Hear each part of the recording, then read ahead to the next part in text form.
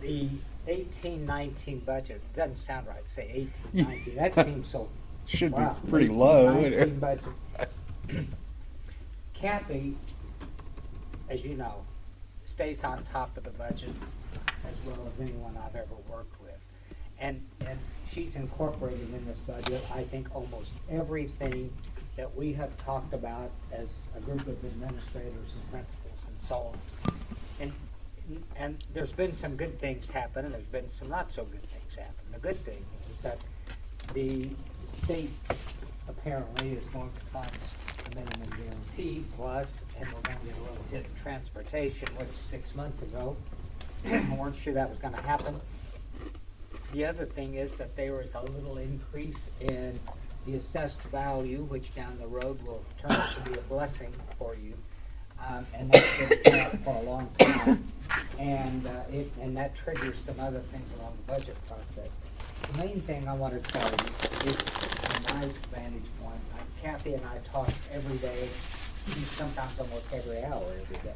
But we talk about this. And she is so thorough, so good about it. Any questions in the budget, obviously, she'll be able to call up and answer. But let's just let her talk through the budget, because it goes through the staff and equipment and supplies and for everything that there is, and you still come out with a 24.5% balance. Now, folks, historically, I know a little bit about Harrisonville, and you can stay at that 24 or 25% balance in this day and age and give your teachers a 3.2% increase, and the other staff, that's a very on target, about as good as you're looking for, and you're right in the middle of where everyone is around.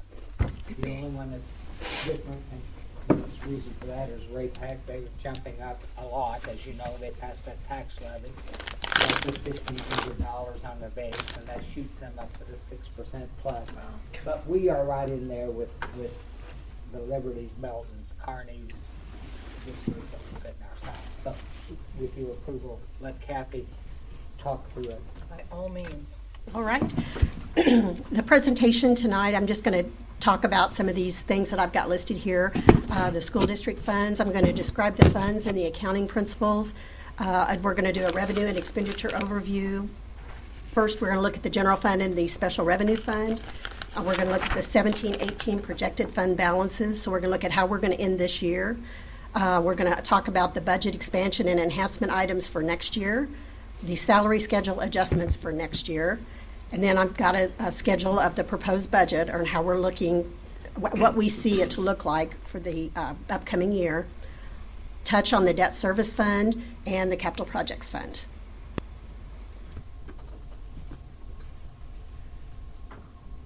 The school district funds, I just want to cover that real quickly. Governmental accounting is a little different than corporate accounting. We have 4 specific funds that we have to maintain. We have the general fund, which is just our normal day-to-day expenditures. We have our special revenue fund, our fund 2, which is what we pay our teachers out of. The debt service fund is it's dedicated to paying your debt. And capital projects fund is for anything building related or lease purchase. Specific accounting codes are used to determine which fund the money flows in and out of, and DESE creates those. We can't just go out and make them up. DESE controls all of that, and it's according to GASB standard accounting practices. The accounting standard for most schools is cash basis, so we don't accrue.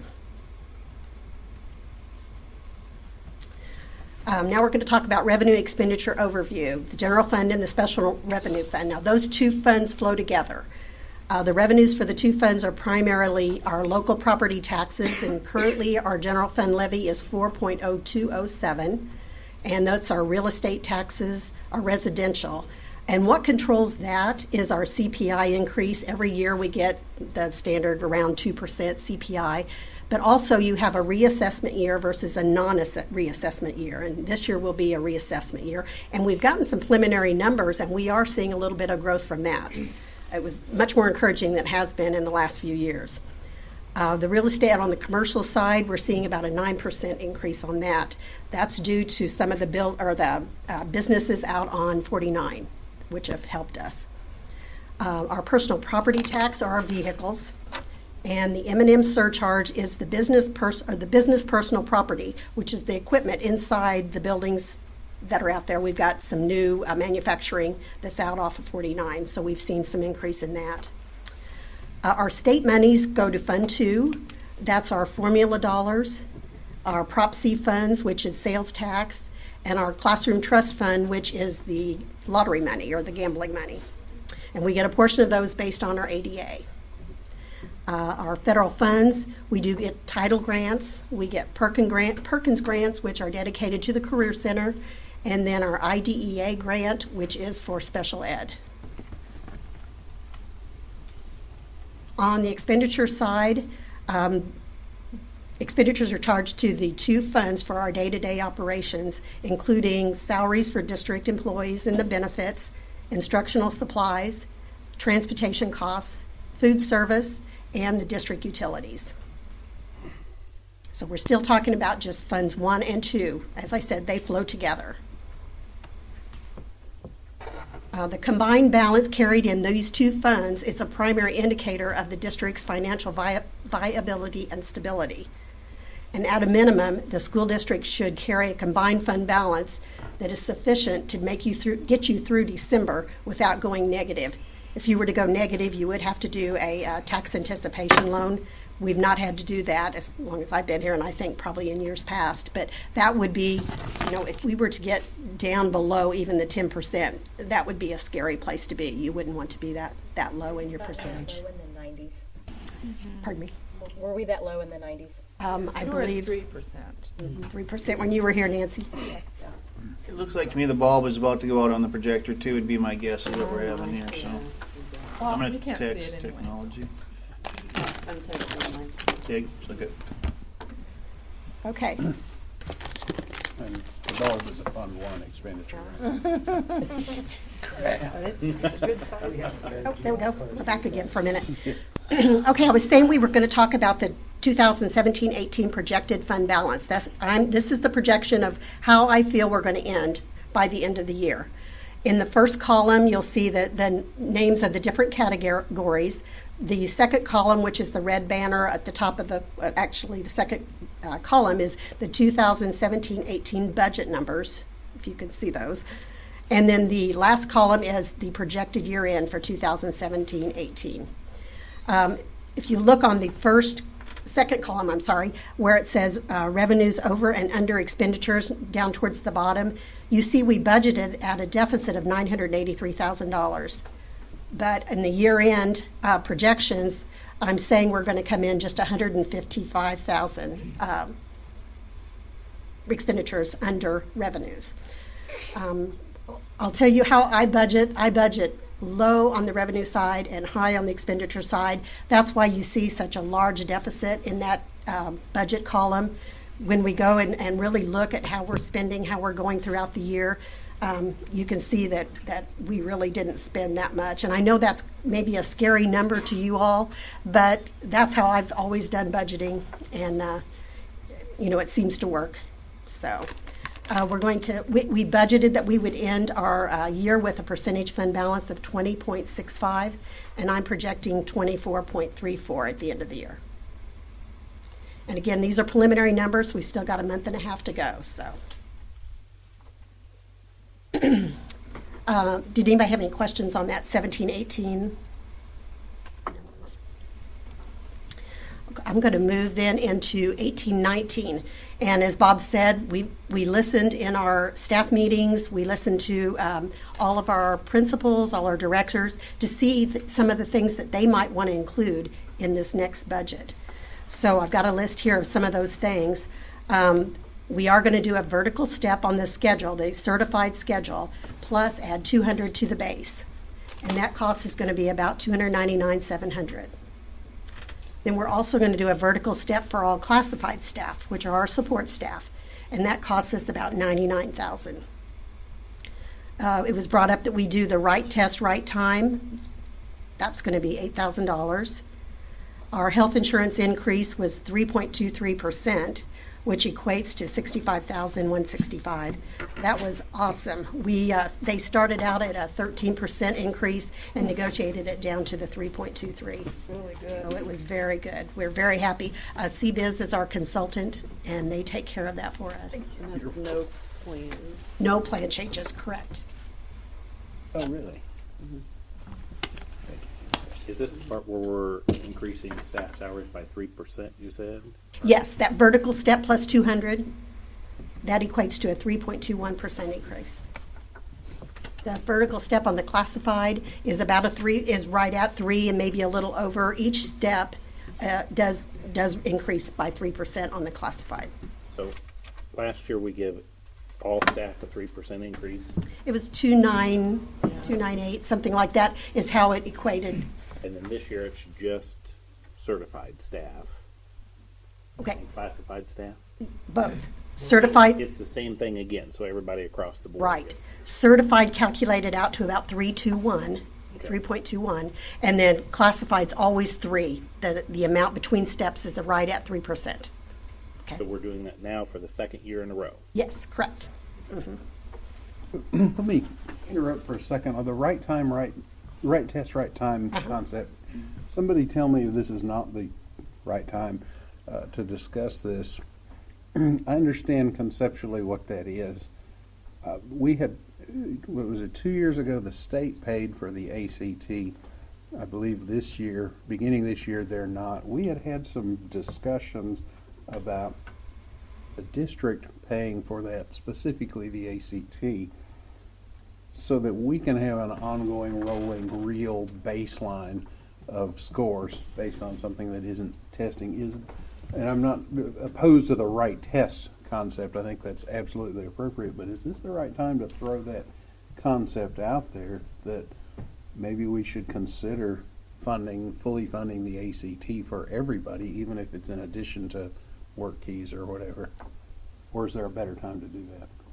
I think the point that we were making was that if you have a student that isn't going to go to college, that if they're forced to take the ACT, then that drags those scores down. So removing them out because they want to do the ASVAB will actually increase those ACT scores. Understood, but one of the benefits that we saw when we started giving the ACT to all juniors was then, we thought it was going to go on forever, made it for a year, but then we would finally have a real barometer of at least that junior year, where we stand, how we're improving year to year, and so forth going forward. So, yes, you're right. Your point is very well taken. If a kid's not going to college, he may blow it off and not care. But that happened anyways when we did it for everybody. But at least we had a baseline to get some real data analysis on. Can I interject or something? I don't know if financially, more is what we're talking about. I fudged that number in case everybody took the ACT. I wanted to cover it on the high end. It would be about 84 to 9,000 if everyone took the ACT. So we're hoping to come under with the right test, right time. But let's say everybody did take the ACT, or the board willed it that that's what they want later on. We're fairly close in that estimate. It's not exact to that. So even if, thank you for that. I guess I'm not talking about doing the ACT exclusive of the other tests. I still think that's a great concept. If ACT is not for them, let's find the one that is. But in my years on the board, we've never had a baseline that wasn't rolling somehow. If that would be additional, then you're right. So if it would be additional to just say, okay, the ACT is our barometer, my real question is this the time to have that conversation? I don't think it would be. I think that's definitely something we probably want to talk about, but we'd probably, When would we want to do that? we'd want to do probably the next meeting. Okay, well, how does that impact the budget for? Well, the truth, what is the cost? I think it's $42 for the ACT Per, student. You said We got- max would be about 9,000 Yeah, we got if about every 200 junior took it. kids. But that's it'd probably be less because that's going to cover some kids taking it already. here's my take on it. We're not talking a super amount of money. okay? We're talking $8,000. What'd you say, $8,000 or $9,000, somewhere in there? We're not talking a super amount of money. I think what we're talking about more is some of the procedural things with the state and how that plays in other stuff and so on. We can tell you what that'll look like and so on. I don't think the money thing's the problem for the budget piece. We could adapt that in fairly easy. I think it's more of a philosophical question. We want everybody taking the ACT, and I don't know. And you guys will know more about that than I would here. And I think that's the question. I don't think it's the money. So the answer, I guess, having said all that, is let us give you some information on what that looks like. Don't worry about the money here. Okay, and that was my real question. We have enough So- adaptation. Yeah, we'll be all right with that amount of money. Now, if it's $100,000, we'd have another Well, right. discussion. But we're literally talking about a minor amount. $1,000. Let's do that, but let's get the pros and cons of it, because I can't sit here and tell you with a clear conscience. You know, being here a month, I'm a genius. You know, but they need. Dan can figure that out and see what the implication is, and let's talk to the principal and counselors at the high school, find out what they're thinking. I don't have any problem with it. I think it'd be great. And usually, that one of the first questions that comes, am I right, Dan? First question that comes on your state stuff is how many kids are taking the ACT. And Part of it, the calculation. yeah, and let's see how all that figures. But all of them Fair enough. count towards APR. Those 4 we're taking still. So. Right, oh, yeah. But if it works out in, I don't know, August, September, whatever, and you figure it out and what it's going to look like and so on, and you want to pay for everybody to take it. But as far It's as the fine. budget meeting As far as the tonight budget- goes, it yeah, doesn't. it doesn't. It won't hurt us. Perfect. Okay, It won't help nor hurt. fair enough, thank you. And just for clarification, this was the district wanting to pay for the first test that the student wanted to take.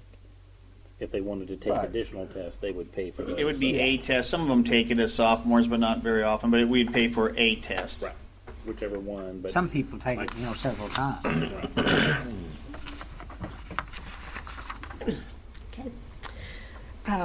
Some more budget enhancements. Going back to the classified schedules, as we got to reviewing those, all of them went to 25 steps and stopped, where the certificated schedule goes to 30. We even had one schedule, the degreed non-certificated, that only went to 15 steps. So reviewing that and talking about it, we made the decision that we should increase or move all schedules, classified salary schedules, to 30 steps so that we're consistent across the board. And that's going to be an about additional $10,000. We had, was it 8, 10, something like that, employees who were bottomed out or topped out, whichever you want to look at it. So that way we feel like we're a little more fair across the board. We were doing one-time payments for them, but this way they'll increase for another 5 years, and then we can look at it again if we need to. So are you talking about the one-time payment that we're doing this year because they bottomed out? Is Yes, that what you're referring to? right. That you're- And The one that's on your agenda is certified. This is classified. Oh, okay, sorry. oh, I'm sorry. But we used to do that, or we did do that for classified also. And classified don't have a way to move across in any Right. way. Oh, right. So It's fair. It's fairer this way. Oh, It's consistent with all the. Jason's been studying that since I got here, at least. But it is a fairer schedule, and frankly, it's a great benefit for a very small amount of dollars, less than $10,000. It makes it consistent. Huh? It makes it It makes it consistent too, yeah. consistent. We have an aide position that we're going to reclassify to a focus facilitator. That's $3,000 increase. We're going to reclassify our HR benefit coordinator position, which adds about $2,665. I believe you saw that in your Friday letter.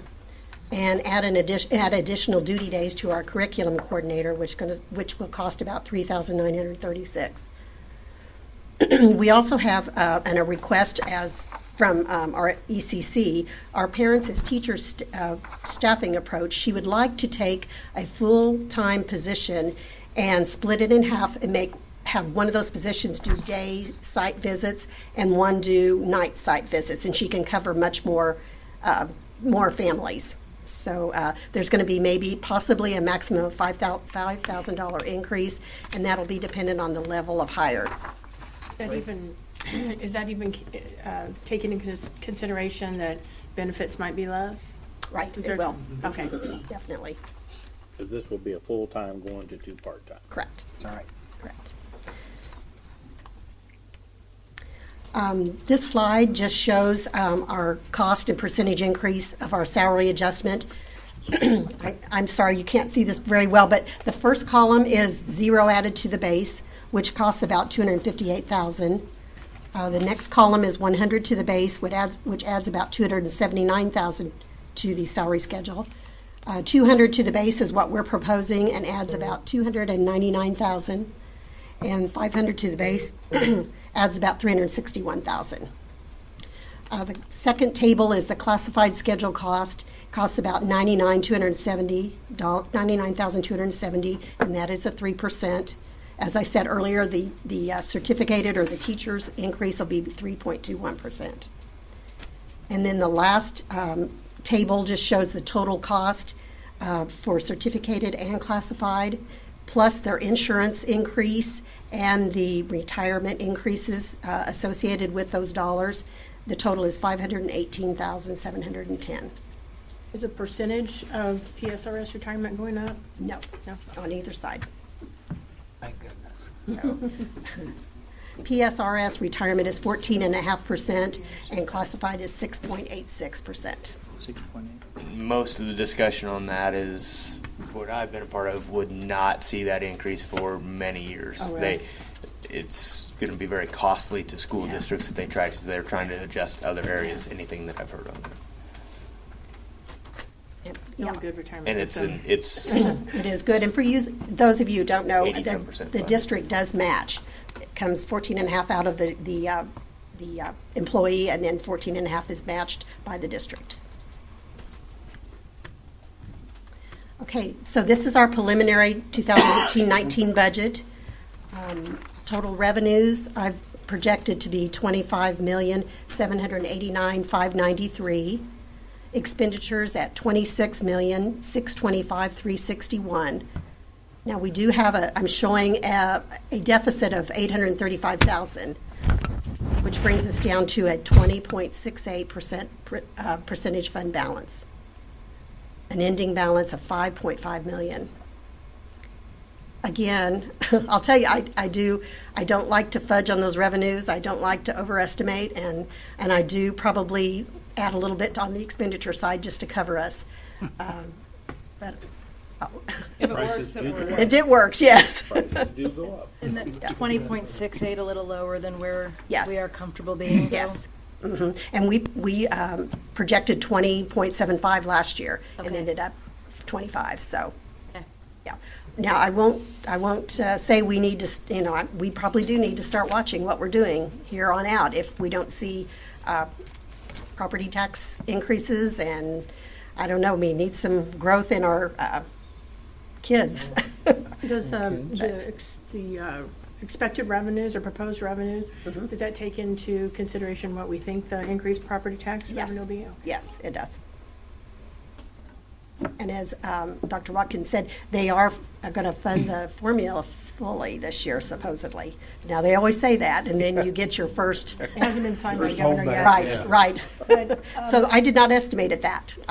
the 10 million transportation really is kind of a drop in the bucket, right? When you Yes. divide It's it a through all drop in the schools. bucket, but it's better than And then- taking it away. And, Right. you know, we were afraid it was going to go the other way, and I don't know if, I'm not sure what happened down there to turn things back, but when they start talking about fully funding the formula and stuff, I began to get nervous because they know a lot that I know. But anyway, so far the news is good. So we're just waiting on the governor's signature. Is there any talk that there's a chance he won't sign, or is anybody talking about that? Or? There's a dozen things I could say, but I'm not going to. Somebody probably took a picture of it. I honestly don't I think he'll sign. I do. I think he'll sign. And I think his political climate right now. And that would be the end of the month, right? Okay. That's right. No, I think, I don't doubt that it'll be signed. I think it'll go through. But I'll tell you what you have in this budget. I was sitting here thinking about this, Kathy and Jason, Van, all of them had input into this. What do you have in this budget are, and you'll see it a little bit later on back here, is under proposed capital projects and adjusting these classified salary schedules and stuff. It's the first time, I think, in a long time that you just cleaned up a lot of stuff. Just cleaned it up. The non-certificated staff piece should have been cleaned up. You were smart enough to catch it. And that's just where it is. There's just a lot of things that are being cleaned up, and you're still coming out of it, financially. So there's not a lot of glamour and all that kind of stuff, like we're erecting a new Taj Mahal or something, but there's a lot of stuff getting cleaned up in this, and that's exactly what you needed to do. Well, and being conservative in the way that you estimate revenues and expenses, and looking at that percentage fund balance.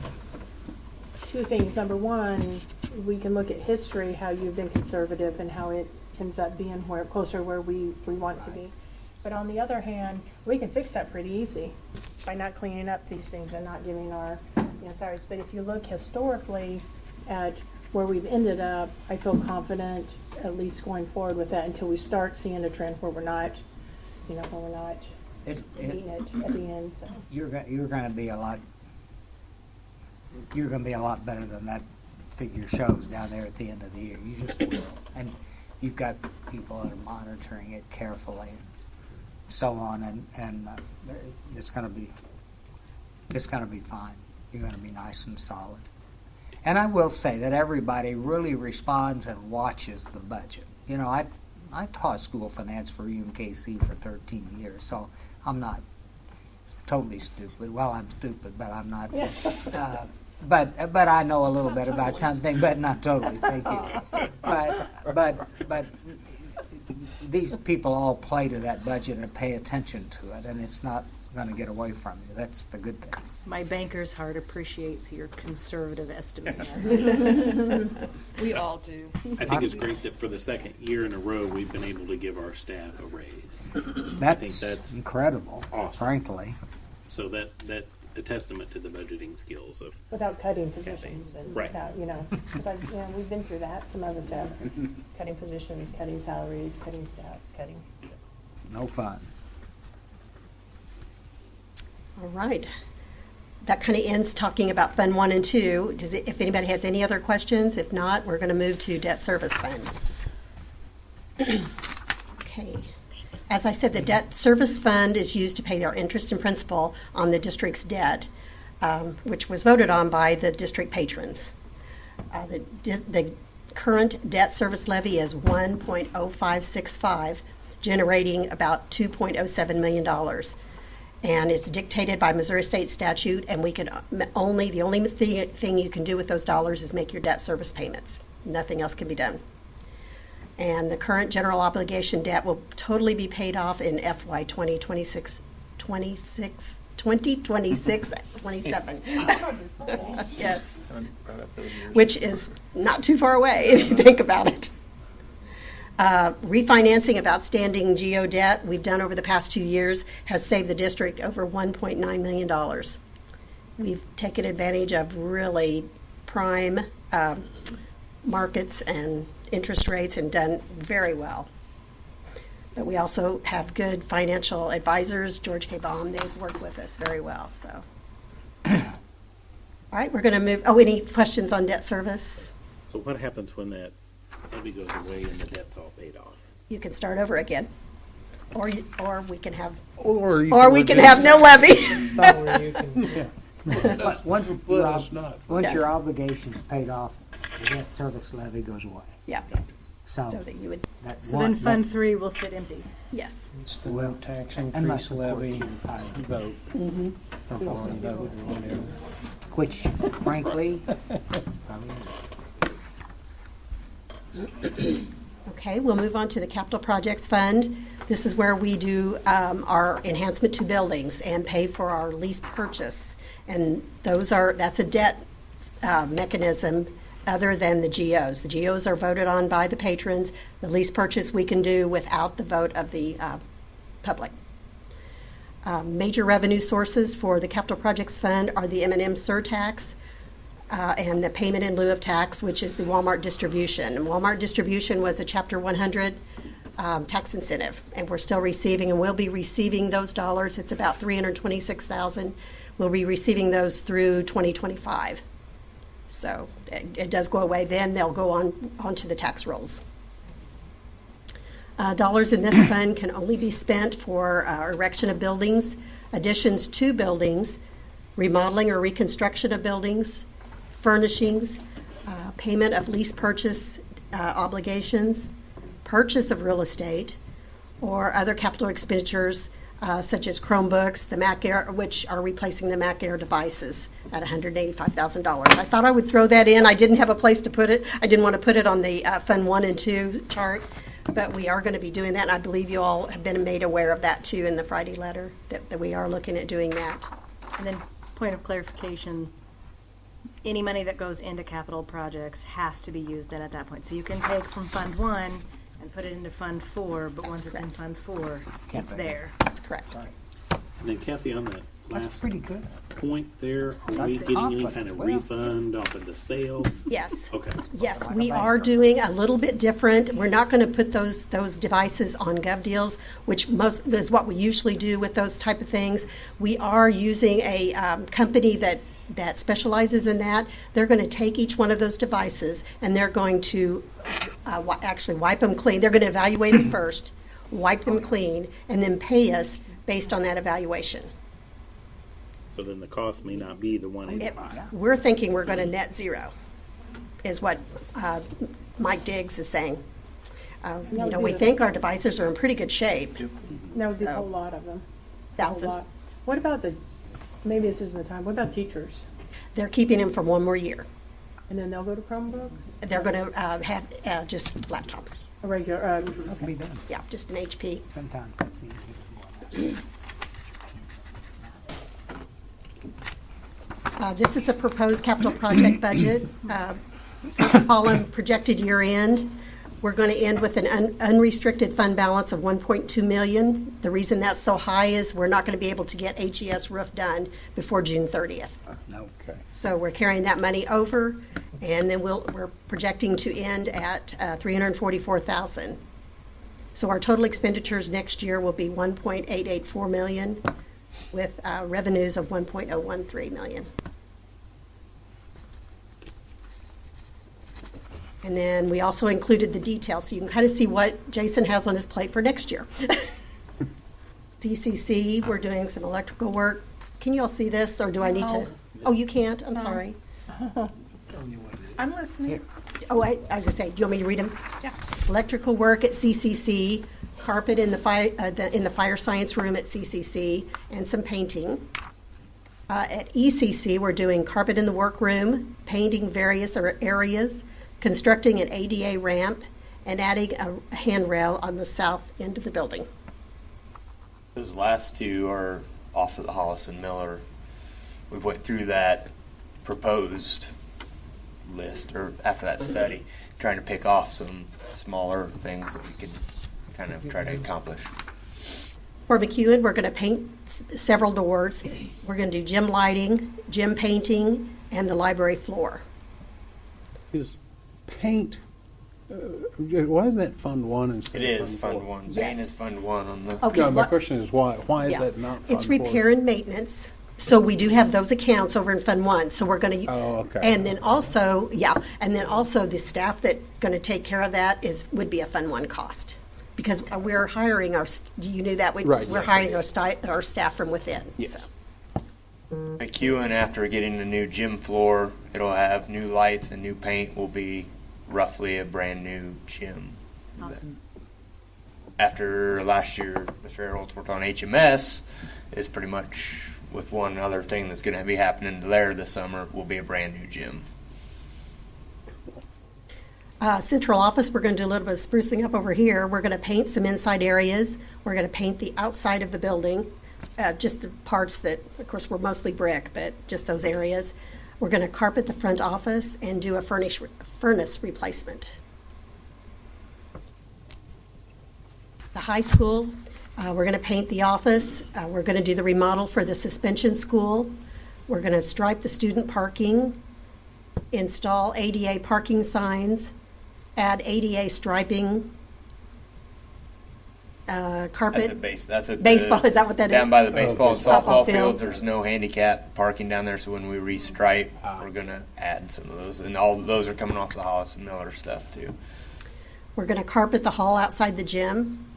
We're going to replace sidewalks, which make it ADA accessible. We're going to replace sidewalks on the east side. Most of that is, sorry, I just explained, is coming out the band room doors, staff or parent drop off in that area. There's some bad concrete, and that was in that study also. So that was one area that we can try to work on. The east side of the high school then through this process would be, hopefully, if we get bids in and everything for the asphalt, that concrete, the east side of the high school would be kind of spruced up. And Jason, you had mentioned real quick bids, so these things will be bidded out then? yes, they'll have to, after tonight, we'll decide on the bids for the asphalt. We have the quotes for, most of the painting is inside. The only painting quotes that we're looking at is the exterior of this, the middle school bleachers, and the McEwen gym. So those are the three painting projects that we quoted, because they're not huge. All the other little painting things is our in-house painting that we're trying to You're get painting the accomplished. bleachers? They're concrete bleachers, Oh, steps all the way up there. okay, So, I thought you yep. meant At the middle school? At the middle school, it's concrete with a bleacher row, aluminum bleacher seat on I top. thought you meant the outside bleachers. No. Okay. We're going to asphalt the staff lot and the bus loop. We're going to asphalt the Wildcat Academy parking lot. Asphalt over at Career Center, Elm to south of high school. And we're going to do a freezer roof replacement. Those freezers are our walk-in freezers. They're exterior, and we're having bad roof issues. And always will. At the middle school, we're going to do the gym floor refinish. We're going to paint the gym bleachers, as we just talked about. We're going to put a new floor in the cafeteria and the hallway, and a freezer roof replacement there as well. The floor, are you doing the same thing we did at the high school? No, it would be back to a tile type floor in there. And we haven't been kind of on hold on that kind of project. So we have some rough estimates, but we haven't rushed forward, waiting for tonight a little bit to move forward. Same with the asphalt bids. Those are rough asphalt bid numbers based on some conversations, but not there. So again, that's continuing. Last year, Mr. Erholtz did the CCC parking lot up to the north side of the building, or right there. So it would be finishing the south side plus that loop and that parking lot. So then the east side, and and seal what we did last year. That's going to be part of that process, so we take care of it, because that hadn't been done in the past. We'd asphalt some stuff, then they let it. So we'll seal what we did last year. After a year, it's good to have that seal in there. When you say carpet the Sorry. hallway by the gym in the high school, which hallway are That, where are you talking about? as you come in the commons and go straight down, the one that has the vending machines in it, Oh, that's not kind of one. always been a showcase. Yeah. Trying to make that the showcase hallway. Okay. Couple different things with that carpet. When we move those vending machines, which we are going to move those to the commons, that leaves us an area that doesn't look very nice, and we need to fix that. The carpet, you can worry a little bit on where, but we actually go through the library on a regular basis, and it's all right. We're going to go carpet square, so you can replace that. It'll collect some dirt. Next year, we'd like to work on the middle of the high school gym. So this is a step before that, so that collects some dirt and helps keep the gym a little bit nicer once we get to that point, and continue like the Mr. Maxwell and then the students made those door covers that are on the doors if you haven't been in there, the big Wildcats. So that's going to be kind of a showcase hallway. This is just one step towards that. It'll quiet some of that noise right there for the classrooms that are, I think it'll just soften it. We'll give it a try anyway. So we don't have many options there except for carpet overlay. Over at the stadium, we're going to paint the locker seats, remodel the soccer locker room, and add air conditioning. We're going to build storage for the football equipment. We're going to have provide storage for the middle section and containers. You might expand it. Yeah. Storage is always our concern with this Bright Futures move down into those buildings, and storage being built up at the stadium. We still are in the need of storage. We've talked about building more storage underneath the bleachers at the stadium. That gets kind of costly to make that watertight. We're proposing buying at this time one of those storage containers, large storage containers. They're watertight. We can paint it, look it nice. It would actually go down between the two metal buildings that are down there and kind of be hidden in there, and our track stuff can go in there, and that will be extra storage. And then potentially in the future, we're still working with the Christian school as of right now of taking the mobile unit that's at the high school. Once that's gone, we potentially would put a storage container on the back side of the gym right there between the baseball field and the gym right up there, paint it kind of brown in there. It'd be right outside the gym door so we can store some PE equipment. We have those tables. We have a lot of stuff in the halls right there, and it would kind of clean that up a little bit, and I think we can make that look nice. We're watertight and everything, so I have some quotes on those. I think it's easier to get those in than trying to build some stuff sometimes and make it watertight. The parking lot, the Cat's Closet move is part of that, of the plumbing and everything for that. We're getting quotes currently on that. We're close to being done and ready to move on that. And then lights in the northeast parking lot, so outside of ECC, straight from the football field, changing those out to some LED, putting in new. So that also, anytime we do that new lighting, which Mr. Harolds did at the middle school last year, we're looking to do at McEwen. We're looking to do outside there, changing to LED is also the cost savings. You have some upfront costs, but your utilities, you're doing some saving, and we got to rotate some of that stuff in. At HES, we're going to paint the lot lines, and we're going to add some accessible playground equipment. And that's a little interesting.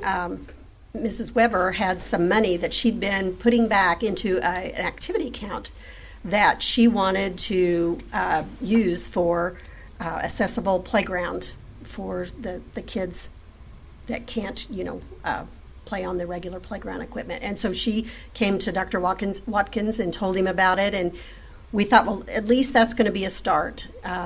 We're working with Annie Knox and Jason and trying to get a plan for that $15,000 and see what we can do. It's just kind of some seed money to get going. Just as a side note on that, the Rotary Club did that at the park, and we kind of put the cart before the horse and didn't realize that you actually have to have a certain type of mulch that the volunteers will be able to get out to the equipment, so we had to have another fundraiser.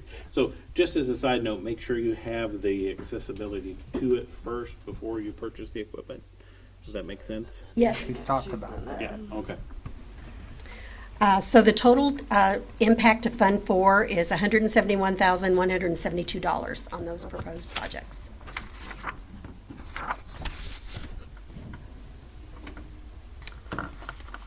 Any other questions on Fund 4? Again, we were able to do all those projects and still maintain an ending fund balance of $344,000. Somebody's going to be busy this summer. Yes, if we can get started and rolling, yeah. Well, they are 18, 19 projects, so maybe some might. Well, and that was going to be one of my questions too. Do you anticipate being able to get most of it done over the summer or throughout the year too? After tonight's meeting, Phil and I are meeting tomorrow for about an hour and a half to go through. We already have some stuff laid out. The main thing to do this summer is internally we have a paint crew, and we've hired the 3 kids, or we will be hiring. We interviewed them. I think that'll be really, really good. And when win-win, hopefully. And so we have those projects, and we know when they can get started. Our painters will be ready to go, but some of that's going to wait till July. You also have the new McEwen gym floors coming in. That's starting June 26th, I think, is the date on that. And they're also the ones that are going to refinish the middle school, because that was done new last year. We want to have professionals do that. Our people can kind of do that sometimes, but this year, with that being brand new, the first year, we want professionals doing it. Since they're already here, they gave us that quote to go with that. The painting, the striping, asphalt's going to be huge if we can get in, and if we're even close to those numbers. Right now, we didn't get that bid, and now gas prices are going up, so that's going to run that. So that might be one of those decisions that we make, and we'll see. Striping the parking lot at the high school, even though it needs to be resurfaced, that's going to be a huge asphalt need. And so I'm kind of piecing this together within the monies that we have. But we have concerns with how the striping is right now, and it's faded. And so we do want to redo that. And so we're looking to have 2 ins and 1 out versus 1 in and 2 outs. Like to add those ADA stripings down by the softball end. So I'll give a few more of those. And then also have a walkway coming straight out the commons, have a checked path all the way through the parking lot. So at some point you can come up your drive and then come all the way across. You don't have to weave through cars That's right a now. great idea. So there's some little things that we're looking to try to do with that, and I think it's kind of a waste. I understand that of time and doing that, but I think it'll benefit us, because in a year I'd like to. It'd be really nice next year. It's going to be needed to those lines not being good, but Buy us some but time we need this year, we got but it. We got to safety move. reasons. And also, too, I just might add, and not based on recent years, because I don't know, but several years back, there was an issue where our district forgot we had students through the end of June at the Career Center. Correct. So that takes away some of your Yeah, ability with to nothing work on asphalt being there, then. but the Career Center is going to be major painting. The whole exterior wall. We're going to go in the welding room first, and then work up the ramp, and everything that you see right there, interior, everything. And that's our paint crew. That's going to be their big project there. Exterior here is we're going to have to do more and more if we don't get some paint on it and get some stuff sealed up. So the quotes actually came in less than what we had proposed. I got the final one, and it was actually a little bit lower. And so look to potentially use a vendor we haven't used, but kind of checking them out, and they're relatively local, and kind of see how that is. So And I'm sorry, which building was that? this building Oh, here. okay. Thank you. So I'll probably be talking to the ladies on paint scheme of something here. But, there's a couple different philosophies with that, and we want to make sure we're taking care of our buildings and our students. But we also have, this is a focal point for this summer, the first place people come. And it sometimes is that first thing. And, we'll fix the bottom of the poles out here that the squirrels have been chewing on. And a coat of paint is a cheap way to make things look nice to and have some this respect. isn't on the list for next year, but in the future, when you restripe parking spots here, you might give some consideration to make it a little bit bigger. Yeah. That's been said, yep, Multiple I'm sure. times. Yeah, I know. Multiple Years. times. quite a bit. It's tough pulling in and Oh, yeah. out, especially if Yeah. you have a truck or. I know. Parking spots do we have at the Have high a big Jeep like Tina's with Oh, the man. I can tell you after we strike. Look, I make I was my thinking own if we had spots. 300 and we only need 250. But you need Make it for them all your bigger. events. Yeah. It's all the events. The question that I had, and since we're talking about this, Jason, you had mentioned the gym floor, and a couple of meetings ago we had mentioned that they were going to be replacing that, and I believe it was at McEwen, and then we needed to think about adding additional funds because we didn't know once they got down into that, had Correct. additional funds been added. The footings or Yeah. I don't know if we haven't talked about that for a while. That was talked about earlier, but the original bid I mean, we have so much insurance money coming, but the original bid was over that insurance money. And then there is potential once they get down to that floor. We did, however, I mean, that's a separate, yes, so we do need to look at that. But we have went ahead with the outside. We extended all the guttering, put in a drain, and took that all the way out past the playground. So that work has been done for our big spring rains that we haven't got yet. Anyway, that work has been done to hopefully eliminate water problems in the future. But until they tear that floor up, we won't know. And even when they do tear the floor up, we won't know for sure where that water came from. But there is potential that some extra grinding and sanding and leveling will need to be done on the concrete floor. You just don't know until you get it up. And that was my point. Do we need to, since we're talking budget-wise, stick some money somewhere? in Well, case you that got two happens? things that are happening, that are in play there. One is we don't know, until we get there. But the second piece is, when Kathy was talking about the budget for the MacBooks and all that stuff, there's a buyback, on what we have now that's going to create some revenue funding in there. And we kind of talked about just sitting on that for a while if we get into something. So, Just doing it, Jess. yeah, we're okay. It's not going to be, Four anyways, right? a massive. I just Because thought it can't- it'd be I'd throw hard that to- out there because we're Right. budgeting. It'd Right. be hard to budget though, not knowing, Right. not having an idea, but it's nice to know you've thought about that, have a plan, have a couple ideas for a plan. And as I said, we had that $334,000 ending balance is what I'm seeing. We do a budget amendment and we go with it. So we'll bring it to you if that happens and we'll just get it approved. One of those in there too, just mentioning, was a furnace replacement here. That's one of, are there three here? Four. Again, that's picking off a $6,000 furnace because we have a lot of HVAC needs. So we can't tackle them all. So we're going to replace one hopefully this year. That may, that's 6,000. Hopefully we don't have to replace others. So at some point we can choose throughout this year and get that one replaced. So then we have some life in those.